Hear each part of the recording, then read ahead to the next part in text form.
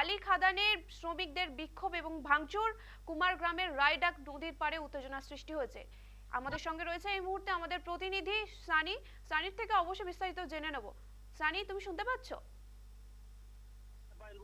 হ্যাঁ, আবারও তোমার কাছে জানতে চাইবো যে কি কি কি অভিযোগ উঠছে, শ্রমিকদের তরফ থেকে কি অভিযোগ আসছে? একবার পাল দেখো, তোমাকে জানিয়ে রাখি, আলিপুরদুয়ার যে রায়ডাক নদী, সেই রায়ডাক নদী থেকে কিন্তু অবৈধভাবে বালি উত্তোলন করার চেষ্টা হচ্ছিল, এমনটাই অভিযোগ উঠেছিল গতকাল থেকেই। এবং আজ সেই ঘটনাস্থলে কিন্তু স্থানীয় যারা শ্রমিকরা রয়েছেন এবং স্থানীয় গ্রামবাসীরা রয়েছেন, তারা কিন্তু সেখানে একত্রিত হয় এবং রায়ডাক নদীর দ্বারা প্রথমে বিক্ষোভ দেখায় এবং পরবর্তীতে যে পেলোডার নামিয়ে সেখানে বালি উত্তোলন করা হচ্ছিল, সেই পেলোডার তারা ভাঙচুর করে।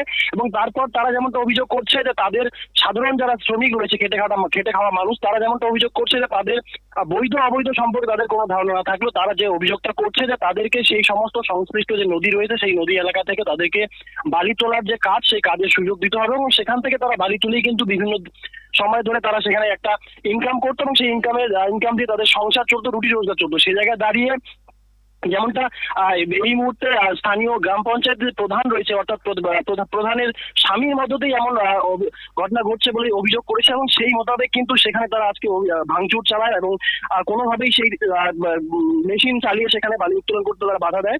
এবং ঘটনাস্থলের মধ্যেই কিন্তু কিছুক্ষণের মধ্যেই সেখানে কুমারগ্রামের যে বিজেপি বিধায়ক মনোজ কুমার রাও, তিনি কিন্তু ঘটনাস্থলে আসেন এবং তিনি তৃণমূলকে এক হাত করে নিয়েছেন। এবং তোমাকে জানিয়ে রাখি, ডুয়ার্সের জলপাইগুড়ি, আলিপুরদুয়ার এবং কোচবিহার, এই 3 জেলা থেকে একাধিক নদী থেকে কিন্তু বারবার অবৈধভাবে প্রশাসনিকের নাকের ডগায় কিন্তু এভাবে বালি উত্তোলনের ছবি বারবার ফুটে উঠেছিল, যা সময় কলকাতার পর্দায় এর আগেও আমরা বহুবার তুলে ধরেছিলাম। তবে আজকে এই কুমারগ্রামের রায়ডাক নদীতে এই ধরনের ঘটনা কিন্তু রীতিমতো গোটা এলাকা ক্ষোভে ফুঁসছে।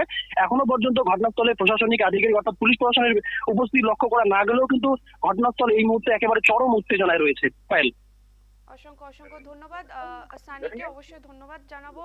আবারও বলে রাখি, বালি খাদানের শ্রমিকদের বিক্ষোভ এবং ভাঙচুর, শনিবার সকালে রায়ডাক নদীর বুকে পেলোডার লাগিয়ে বালি তোলার অভিযোগ উঠছে। তারপরেও পুলিশ প্রশাসনের তরফ থেকে কোনো রকম এখনো অবধি কার্য, অবশ্যই জানিয়ে রাখবো যে এখনো অবধি কোনো রকম ভাবে পুলিশ প্রশাসন সেখানে এসে পৌঁছয়নি।